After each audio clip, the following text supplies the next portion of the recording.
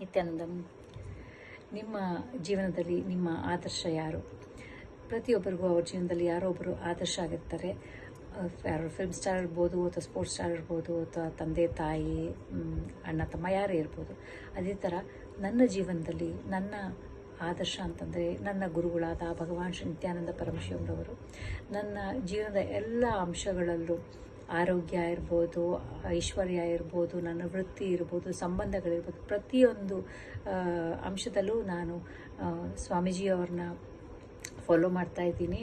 ಪ್ರತಿಯೊಂದು ವಿಚಾರದಲ್ಲೂ ಅವರು ನನಗೆ ದಾರಿದೀಪ ಆಗಿದ್ದಾರೆ. ಭಗವಾನರನ್ನು ಎಷ್ಟೋ ವರ್ಷಗಳಿಂದ ನಾನು ಫಾಲೋ ಮಾಡ್ತಾ ಇರೋದ್ರಿಂದ ನನ್ನ ಜೀವನ ನೆಮ್ಮದಿಯಾಗಿದ್ದೀನಿ, ತುಂಬ ಸಂತೋಷವಾಗಿದ್ದೀನಿ. ಯಾವುದೇ ಥರದ ಒಂದು ಒತ್ತಡ ಇಲ್ಲ, ಖಿನ್ನತೆ ಇಲ್ಲ. ಅದಕ್ಕೆ ನಾನು ಭಗವಾನ್ಗೆ ತುಂಬಾ ಕೃತಜ್ಞತೆಯಿಂದ ಇದ್ದೀನಿ. Thank you.